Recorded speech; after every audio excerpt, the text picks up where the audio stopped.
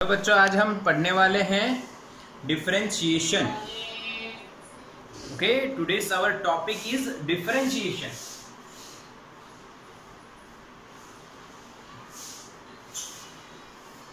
Why we have to study this topic, differentiation? Because this topic is very important. This topic is very important. ये जो है इतना important, बहुत important, क्योंकि ये 11th में अब आपको यहाँ से स्टार्ट करोगे तो 12th में आएगा, नीट जी में भी आएगा, और आगे अगर आप चाहते हो इंजीनियरिंग में तो भी ये आता है। मैथ्स वालों के लिए तो ये एक चैप्टर बनेगा पूरा का पूरा। तो डिफरेंशिएशन बहुत ही इंपॉर्टेंट टॉपिक है बच्चों। ओके, तो इसको कैसे समझना है, इसको क्यों पढ़ना है, ये भी हम देखेंगे। तो सबसे पहले क्वेश्चन ए हमारा है, why we have to study differentiation. Why we have to study this topic differentiation. Okay, तो बच्चों डिफरेंशिएशन हमें क्यों पढ़ना है, चलो तो समझते हैं। तो आप देखिए अभी का जो सीजन चल रहा है बच्चों, उसमें आप मॉर्निंग की बात करो, फिर आफ्टरनून तक जाओ, तो मॉर्निंग से आफ्टरनून में टेम्परेचर इंक्रीज हो रहा है।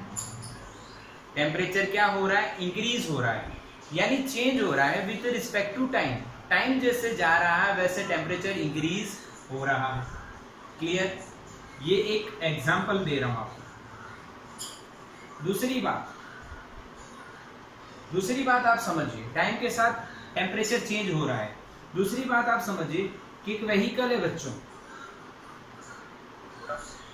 वो व्हीकल की स्पीड मान लीजिए 100 या 80 किलोमीटर पर आवर है कुछ भी, और यहां से आपने उसका एक्सेलरेटर जो है, एक्सेलरेशन है वो बंद कर दिया, गाड़ी को बंद कर दी, कोई ब्रेक नहीं लगा रहा, तो धीरे धीरे उसकी स्पीड चेंज हो जाएगी। वी क्या हो जाएगी, चेंज हो जाएगी। ये तो आपने करके देखा होगा ना, गाड़ी चला रहे हो, आपने एक्सेलरेटर छोड़ दिया, और यानी छोड़ दिया नहीं, जीरो कर दिया, छोड़ दिया, ऐसे हाथ छोड़ के नहीं चला रहे हो, छोड़ दिया एक्सेलरेटर, तो धीरे धीरे वो उसकी वेलोसिटी या स्पीड चेंज होती है। तो टाइम के साथ यहाँ पे वेलोसिटी चेंज हो रही है। दूसरी एक बात करते हैं कि भाई ये व्हीकल यहाँ से यहाँ जा रहा है, तो इसका एक्स भी चेंज हो रहा है, इसी व्हीकल का एक्स भी चेंज हो रहा है, धीरे धीरे एक्स भी चेंज होता जा रहा है टाइम के साथ। तो इस दुनिया में बच्चों, इस दुनिया में एक लॉजिक फॉलो होता है।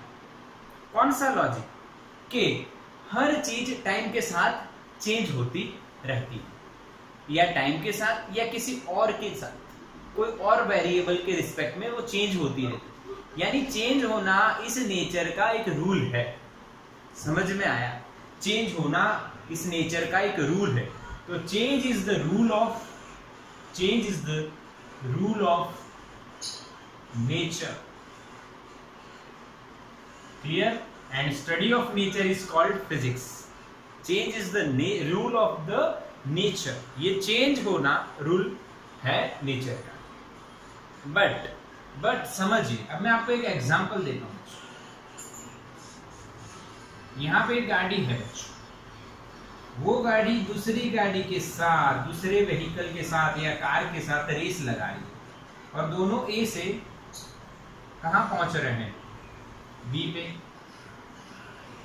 अब मेरी बात समझना है, यहां से इनकी जो वेलोसिटी है दोनों की जीरो है, इनिशियल वेलोसिटी जीरो।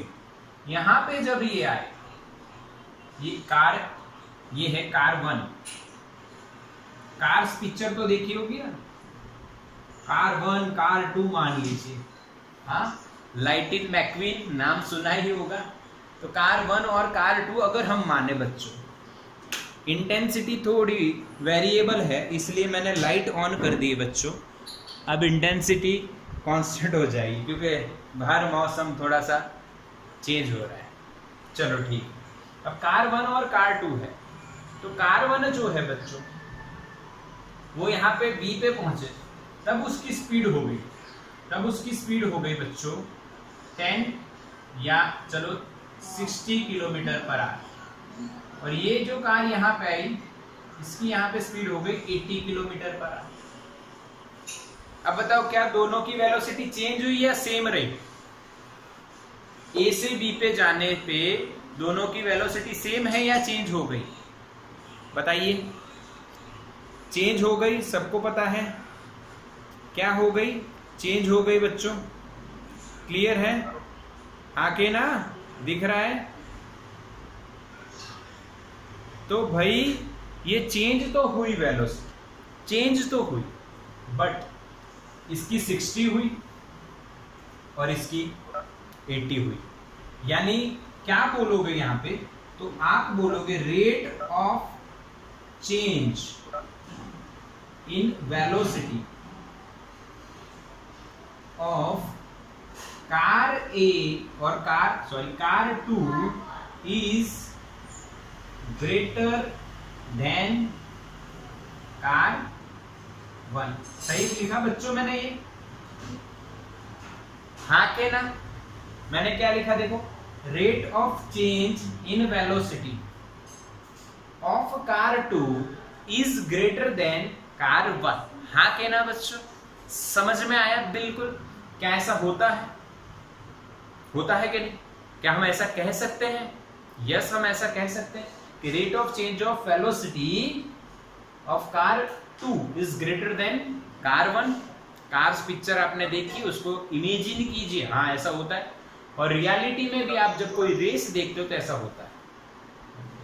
तो ये जो रेट ऑफ चेंज आया बच्चों, इस रेट ऑफ चेंज को हम यहां भी देख सकते हैं, टेम्परेचर के पॉइंट ऑफ व्यू से भी देख सकते हैं। हमारी हाइट बढ़ती है टाइम के साथ, उसको भी देख सकते हैं हम लोग। यानी इस दुनिया में रेट ऑफ चेंज तो होता ही है। होता है कि नहीं? एक और बात, अभी आप वीडियो देख रहे हो या लाइव सेशन में हो तो इंटरनेट की स्पीड टाइम के साथ वेरी हो रही है, तो उसको भी हम क्या बोलेंगे? Rate of change. हाँ, अभी आप घर पे हो, लॉकडाउन चल रहा है, आपके बाल बढ़ रहे हैं, दाढ़ी शायद आई हो न आई हो पर बाल बढ़ रहे हैं, तो किसी के बाल जल्दी बढ़ जाते हैं, किसी के धीरे धीरे बढ़ते हैं, तो वहां पे भी क्या आता है? Rate of change. पक्का? तो इस नेचर में रेट ऑफ चेंज आता है, और इस रेट ऑफ चेंज को इंडिकेट करने के लिए क्या फंक्शन बनाया गया है मैथ्स में? डिफरेंशिएशन। क्या बनाया गया बच्चों? डिफरेंशिएशन। तो simply we can say what is differentiation? तो differentiation indicates which thing of the nature, which rule of the nature? Rate of change. पक्का? समझ में आया कि नहीं आया? बिल्कुल ना? ध्यान रखना है इस बात का कि rate of change in nature is indicated by और इज रिप्रेजेंटेड बाय डिफरेंशिएशन। चलो, तो ये आप स्क्रीनशॉट ले लो बच्चों, आपको चाहिए तो। अच्छा है, कंसेप्ट है simple. Why we have to use this function differentiation? पक्का करना है। ऐसा नहीं सोचना है कि एक नई चीज। बेटा, साइंस लेने का मतलब ही ये होता है कि हमें नई नई चीजें पढ़नी है। ओके, तो now how you define this differentiation in single sentence? We can simply say this sentence: differentiation is rate of change. Okay, समझ में आया बच्चों? तो हम क्या बोलेंगे डिफरेंशिएशन को आज से?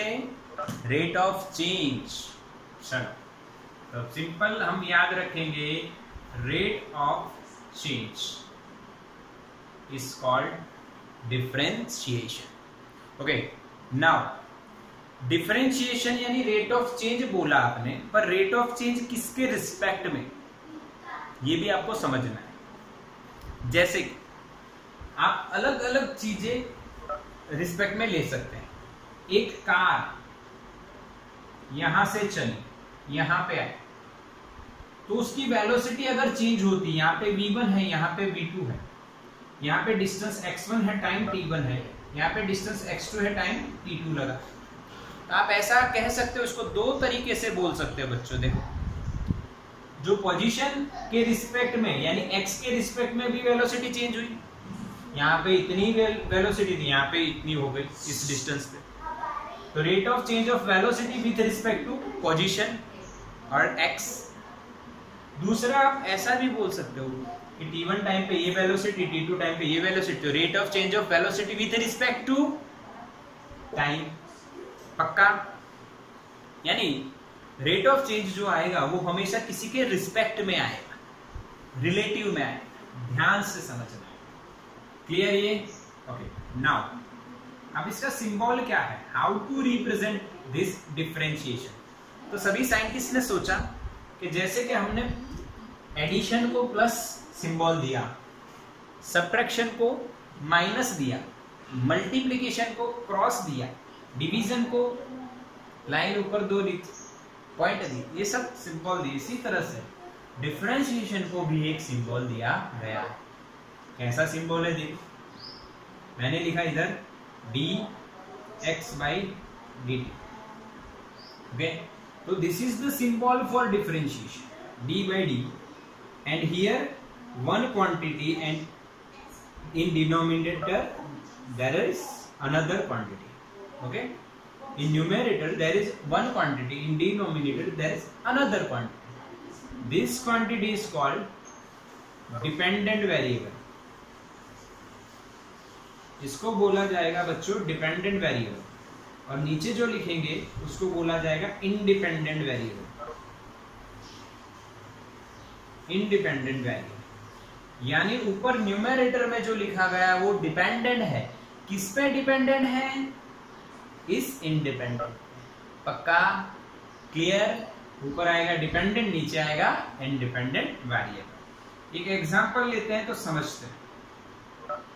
dx/dt ऐसे मैंने लिखा, तो x इज द पोजीशन और displacement, you can say x तो कैसा है? Dependent variable.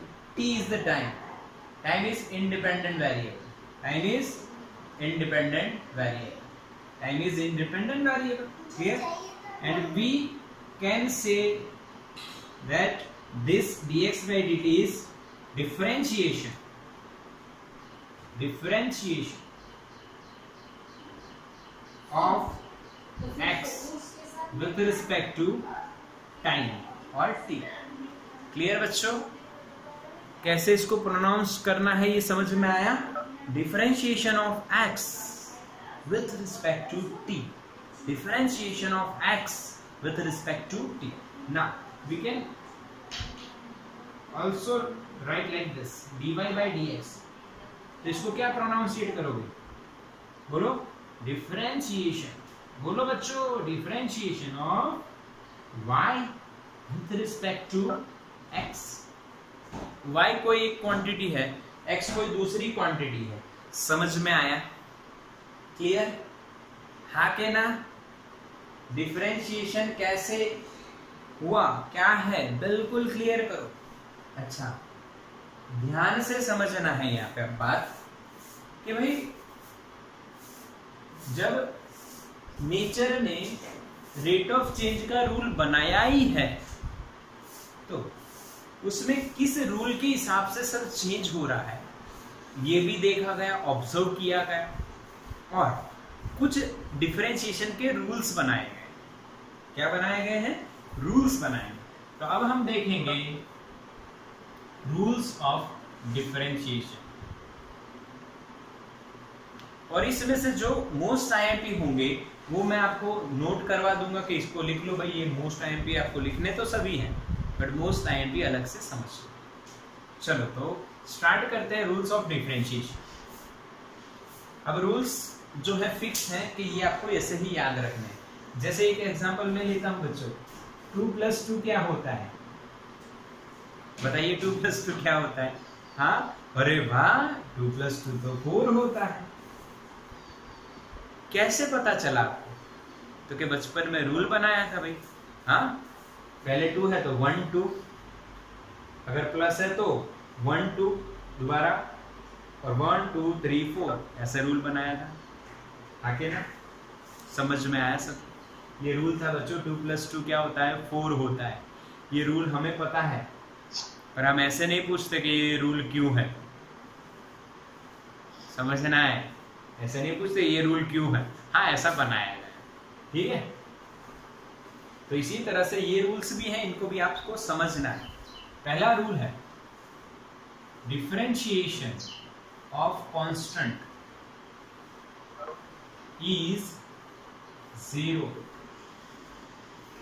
हाँ क्या ना, ये तो समझ में आया, differentiation of constant is 0 because what is differentiation, rate of change. What is constant, it does not change, जो चेंज नहीं होता है उसको कांस्टेंट बोलते हैं। और डिफरेंशिएशन क्या है, रेट ऑफ चेंज। तो differentiation of constant is always 0। For example D by D T और एक्स कुछ भी ले सकते हो बच्चों। यहाँ पे आपने लिखा बच्चों 5, तो आंसर क्या आएगा 0 बिकॉज 5 इज कांस्टेंट। अभी हम बच्चे थे तब भी 5 को ऐसे लिखते थे, आज 5 वही है, चेंज हुआ नहीं। हाँ, यानी मैं यहाँ पे k लिख दूं, अगर 0 लिखा है तो k क्या है बताओ, what is k, is constant. k क्या है बच्चों, कांस्टेंट। तो differentiation of constant is always 0। Example देखिए, एग्जांपल देखिए बच्चों, समझिए। d by d x of 50, तो क्या x के रिस्पेक्ट में, पोजीशन के रिस्पेक्ट में ये 50 कभी चेंज होगा? हाँ, मैंने आपको 50 रुपीज दिए, सपोज करो मैंने आपको 50 रुपीज दिए, आप गोधरा में हो, आप चलते चलते एक जगह से दूसरी जगह गए, 50 जेब में रखा और जेब में से निकाला, देखा कितने हैं, तो क्या 50 ही है, तो क्या 50 चेंज हुए डिस्टेंस के साथ? नहीं, तो यहाँ पे सी। समझ में आया, क्लियर। इसी तरह से D by d x of 500 या 100 कुछ भी ले लो बच्चों, आंसर क्या आएगा 0। आंसर क्या आएगा बच्चों, 0 आएगा। अच्छा, एक और बात आपको समझनी है यहाँ पे, अगर किसी का डिफरेंशिएशन 0 है, अगर किसी का डिफरेंशिएशन 0 है, इसका मतलब वो जो भी है वो कैसा होगा, कांस्टेंट। समझ में आया, बिल्कुल क्लियर ना, आके ना बच्चों। तो बच्चों सेकंड रूल देखते हैं। सेकंड रूल ये है पावर रूल। अभी पावर रूल है क्या वो देखते हैं, आओ समझो। d by d x of x raise to n, ध्यान से समझिए यहाँ पे d by d x of x raise to n, तो जो x रेज टू n है उसमें x होना चाहिए, अगर x ना हो तो ये कांस्टेंट हो जाएगा, और कांस्टेंट का डिफरेंशिएशन क्या हो जाएगा, c। अच्छा, अभी ये कांस्टेंट नहीं है, अगर इसकी पावर है तो रूल क्या है ये देखो, जो पावर है वो आगे लेके आइए, और मल्टीप्लिकेशन में x की एक पावर कम लिखिए। This is the power rule, very simple, एकदम सिंपल बच्चों, आएगा ही।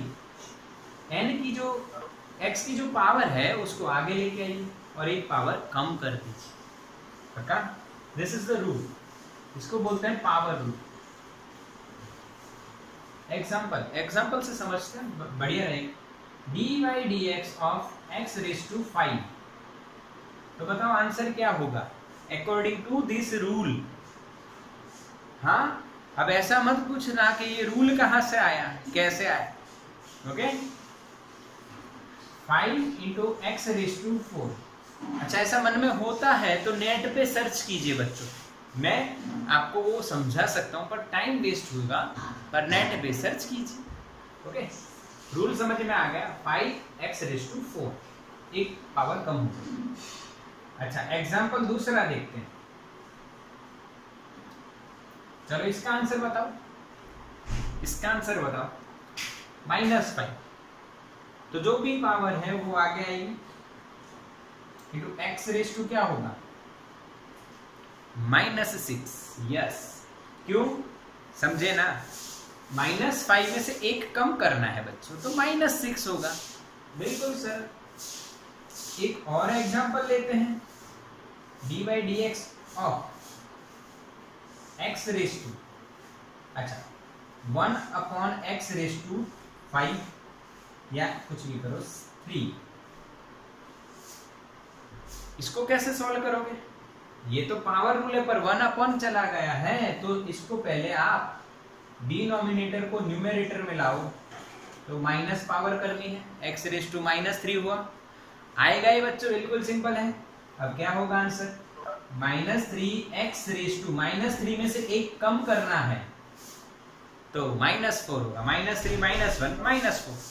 पक्का बच्चों? एक और एग्जांपल देखते आओ। x रेज टू हम लिखते हैं बच्चों 3/2, हाँ 3/2, तो कितना होगा? तो भाई 3/2 आगे आएगा, x में 3/2 -1, 3/2 -1 कितना होगा? 1/2। या आप देसी हिसाब लगा सकते हो, 3/2 यानी 1.5, और 1.5 में से एक गया तो आधा, आधा रहा यानी 1/2। पक्का? इसी तरह इसकी नेगेटिव पावर भी हो सकती है, x रेज टू -3/2, तो -3/2 -1 करोगे तो यहाँ पे आपका एडिशन होगा 3 + 2 5/2 यानी -5/2। यहाँ पे लिखता हूं एक और एग्जांपल देखो, -3/2 होता तो -3/2 और x की -5/2, क्योंकि -3/2 -1 बच्चों सीखो, -3/2 -1 आता ही है आपको, एलसीएम 2 रहेगा, -3 -2 यहाँ पे 2 आ जाएगा तो -2 रहेगा, तो -5/2। क्लियर है ना? समझ में आया सबको? तो ये कौन सा रूल पढ़ा हमने? Power rule. कौन सा बच्चों? Power rule. इसका स्क्रीनशॉट लो बच्चों। पावर रूल समझ लिया हमने। अब थर्ड रूल लेते हैं डिफरेंशिएशन का। कांस्टेंट का डिफरेंशिएशन क्या होता है बच्चों? 0। हाँ, बट जब कांस्टेंट वेरिएबल के साथ मल्टीप्लिकेशन में हो। Third rule, constant is in multiplication with variable. जो कांस्टेंट है जिसका डिफरेंशिएशन 0 हो रहा है, पर जो वेरिएबल है उसका डिफरेंशिएशन 0 नहीं होता है, पर दोनों साथ में हो तो क्या हो? आइए समझते हैं। d/dx of k x raise to n, दोनों को इकट्ठा किया हमने। दोनों को क्या किया? इकट्ठा किया। d/dx of k x raise to n। तो बच्चों यहाँ पे रूल समझिए, यहाँ पे रूल समझिए, रूल समझिए। रूल क्या है? आवाज सुनाई नहीं दे रहा है, अब दे रहा है बच्चों, देखो तो। हाँ क्लियर, ओके ओके। तो d/dx of k x raise to n, k is constant, उसको बाहर ले लीजिए, और d/dx of x raise to n कीजिए। आंसर क्या आएगा? k into n x raise to n -1। समझ में आया बच्चों? रूल क्या है कि जो कांस्टेंट है उसको बाहर ले लेना, बाहर ले लेना, और बाकी जो बचा उसका नॉर्मल जो रूल है उससे डिफरेंशिएशन करना है। When constant is in multiplication with the variable, okay, और we can say dependent variable, dependent variable. Okay, clear? हाँ के ना? समझ में आया बच्चों? एक एग्जांपल देखेंगे तो पक्का करेंगे। एग्जांपल ये है बच्चों, d/dx of 5x raise to 2। तो इसका आप जब सॉल्यूशन करोगे तो 5 कांस्टेंट है वो बाहर आ जाएगा, d/dx किसका होगा? सिर्फ x² का। तो 5x² का क्या होगा बच्चों? 2x। पावर रूल लगेगी ना, जो 2 पावर है वो आगे आएगी बच्चों, और एक पावर कम होगी। ओके, तो 5 to the 10x is our answer. आया समझ में? 10x is our answer. Yes बच्चों, बिल्कुल सरल है, कोई इसमें डिफिकल्टी नहीं आने वाली है। तो अच्छा, पावर रूल में आपको एक रूल नहीं है, पर सिंपल बताता हूं, पूछता हूं आपसे। कांस्टेंट वाला तो समझ में आ गया, ये हटा देते हैं। ओके, कांस्टेंट वाला सबको पता है, क्लियर।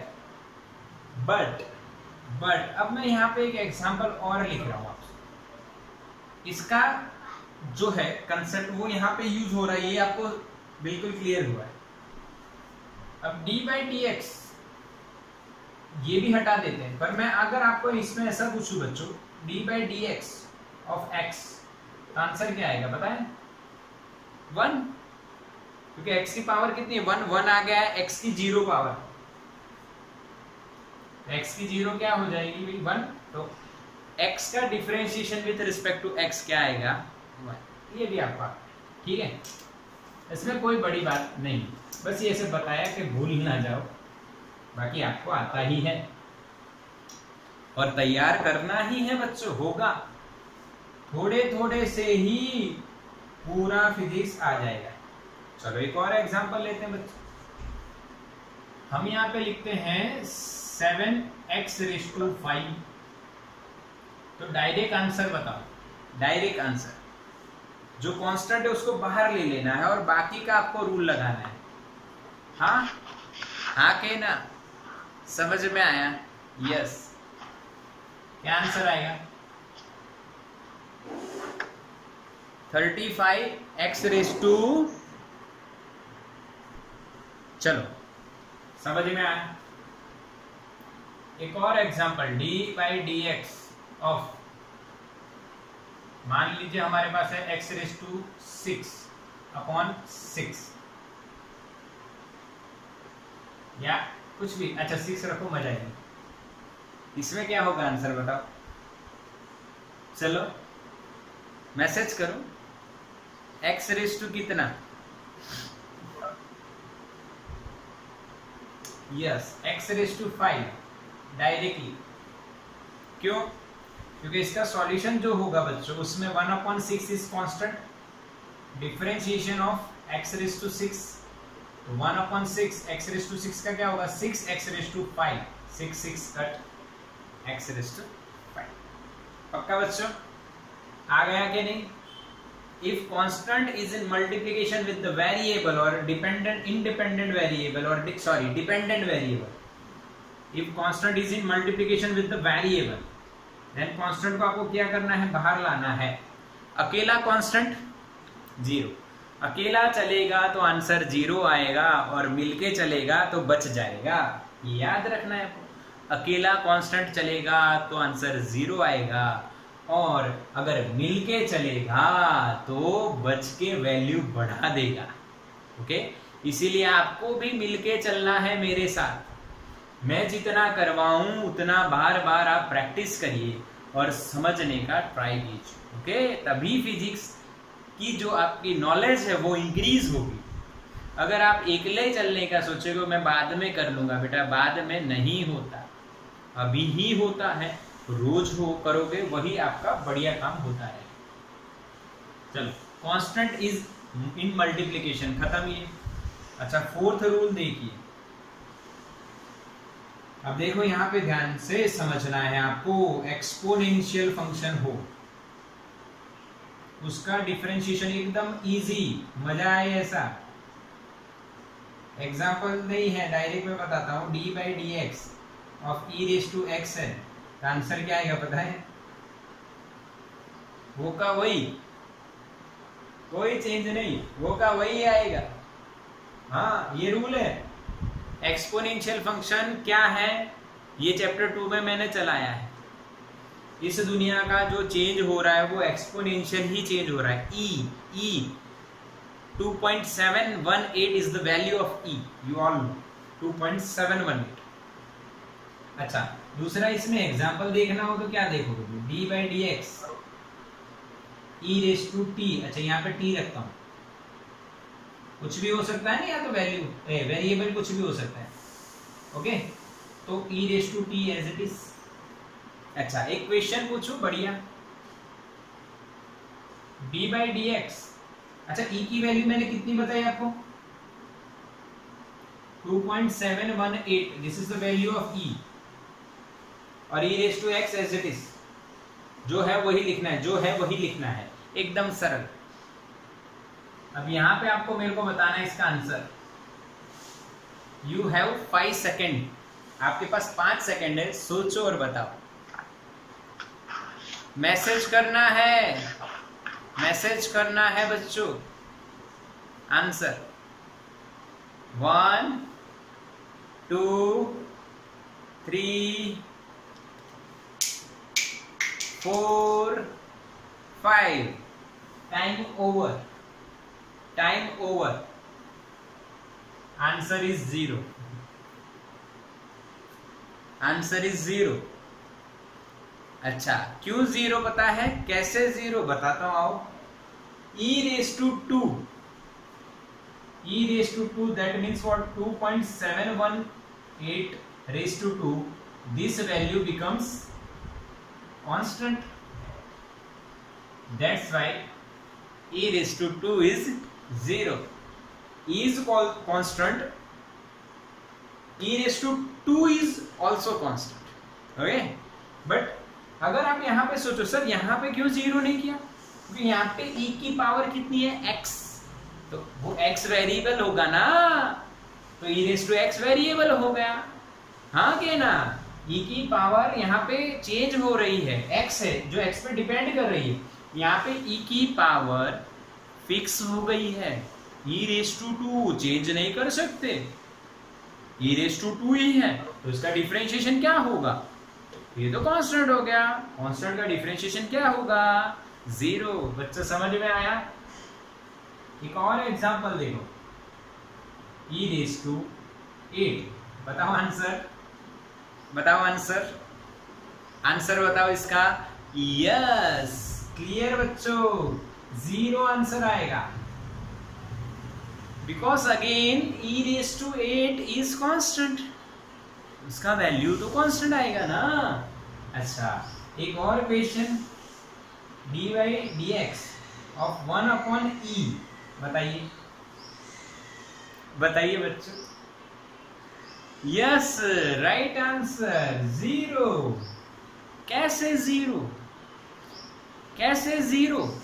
तो सोचो e की वैल्यू कितनी रखनी है आपको यहाँ पे? 2.718, ओके? और 2.718 is constant, 1 upon 2.718 is also constant, that's why the differentiation of 1 upon e with respect to x or any variable is always 0। आया समझ में? This is the differentiation of exponential function, आपको as it is लिखना है। हाँ, यहाँ पे constant हो तो 0 होता है। स्क्रीनशॉट लो बच्चों इसका।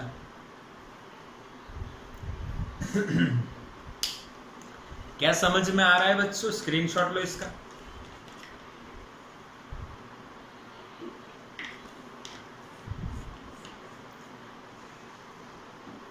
किसी को कोई डाउट तो नहीं है ना? तो बच्चों अब डिफरेंशिएशन में आगे कौन सा रूल आया? 5th देखा था या लास्ट 4th देखा था? हाँ, जो भी देखा हो, एक रूल और है भाई, logarithm. Differentiation of logarithm function, log जो होता है उसका डिफरेंशिएशन कैसे होगा? तो देखो, नेचुरल लॉग जो लिखा जाता है, लॉग, ध्यान से देखिए, यहाँ पे हम e लिखते हैं और यहाँ पे मैंने लिखा x। अगर इसका डिफरेंशिएशन हो रहा है तो आंसर बच्चों आएगा 1 अपॉन x। लॉग तो आप पढ़े हुए हो बच्चों, 9th या 10th में कहीं पे आप पढ़े होगे, लॉग आता है इस तरह, उसके रूल्स पढ़े हो, मल्टीप्लिकेशन, डिवीजन, एडिशन, सब्ट्रैक्शन, आके ना। तो लॉग बेस e, इसको क्या बोलते हैं? Log base e। हाँ, लॉग बेस e। अच्छा, लॉग नहीं पढ़े हो तो चिंता मत करो ना, लॉग एक लॉगरिथम फंक्शन है भाई, जो नेचुरल लॉग, हाँ पढ़े हैं, कई बच्चे पढ़े हैं, ओके। तो भाई हाँ, तो अगर ऐसा दिखे log base e of x, log of x इसको बोलेंगे, लॉग ऑफ x, तो उसका 1 अपॉन x होगा। इसी को रिप्रेजेंट ऐसे भी कर सकते हैं, log x base e is equals to ln x, ये दोनों सेम है। और इसको हम बोलते हैं कौन सा लॉग? Natural log.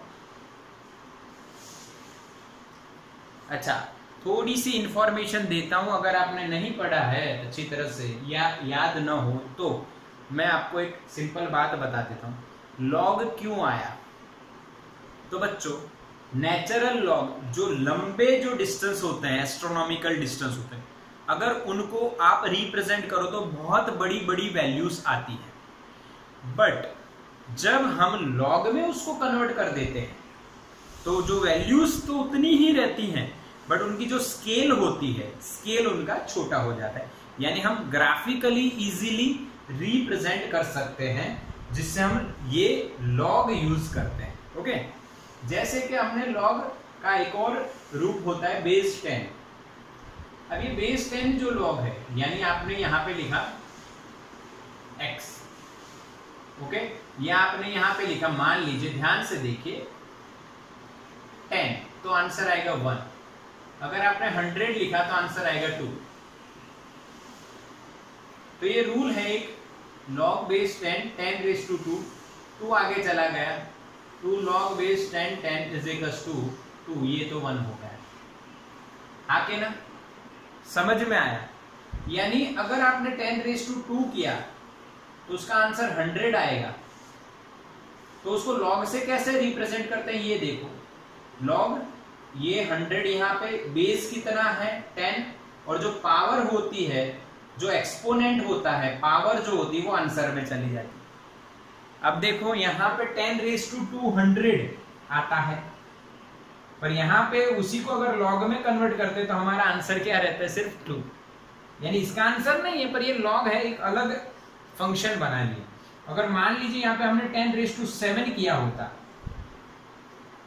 तो ऐसा आंसर होता, बट इसी को यहां पे लिखोगे तो यहां पे सिंपल हो जाएगा।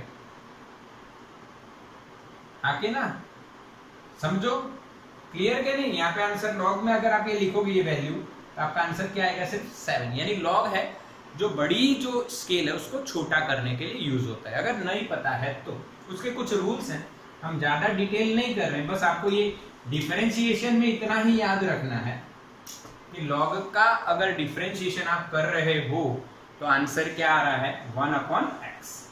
अच्छा, एग्जांपल और देखे बच्चों, d/dx ऑफ लॉग, यहाँ पे t लिखा, चलो मैंने t लिखा, तो आंसर क्या आएगा? 1/t। log x का 1/x, log t का 1/t, पर यहाँ पे क्या होना चाहिए? t होना चाहिए, d/dt। पक्का? e⁻x का क्या होता है? e⁻x। log का क्या होगा? 1/x। पक्का? ये दो याद। अच्छा, इसके बाद आज का लास्ट जो पॉइंट है वह ट्रिग्नोमेट्री फंक्शंस। आज का ये लास्ट रहेगा। इसके पार्ट 2 की बात करें तो पार्ट 2 आपको कल करवाएंगे। ओके, अभी पार्ट 1 करते हैं, ट्रिग्नोमेट्री में चलते हैं। ट्रिग्नोमेट्री जो फंक्शन है उसमें आपको ये समझना है, देखो बच्चों, d/dx ऑफ साइन x, तो ये आंसर आता है बच्चों cos x। क्या आंसर आएगा? cos x। साइन का डिफरेंशिएशन क्या हुआ? cos हुआ। ये आपको याद रखना है। अब आपको थोड़ा सा इंफॉर्मेशन देता हूं, जब आप आगे पढ़ लोगे, 11th या 12th पढ़ लोगे, या मैथ्स वाले मैथ्स में साइन cos पढ़ लेंगे, तो उनके जो ग्राफ है बच्चों वो ऐसे आते हैं। देखो, जो साइन का ग्राफ है बच्चों वो ऐसा बनेगा। अब ये हमारे घर में एसी वोल्टेज जो आता है ना, उसका साइन फंक्शन से आता है, वो अल्टरनेटिंग वोल्टेज, वो इस तरह से आता है। अगर इसका आपने डिफरेंशिएशन किया, ये चेंज हुआ विथ रिस्पेक्ट टू x या t कुछ भी, तो उसका फंक्शन ऐसे बनता है।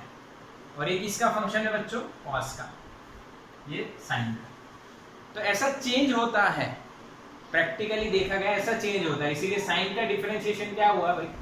cos। समझ में आया? ये आपको आगे 12th में पता चलेगा, फिजिक्स में आएगा, पर ज्यादा नहीं याद रखो, अभी सिर्फ इतना याद रखो साइन का cos होता है। इसी तरह से उसका रिवर्स करोगे तो cos का क्या आंसर आएगा? Minus sine. साइन का cos, cos का माइनस साइन। पक्का?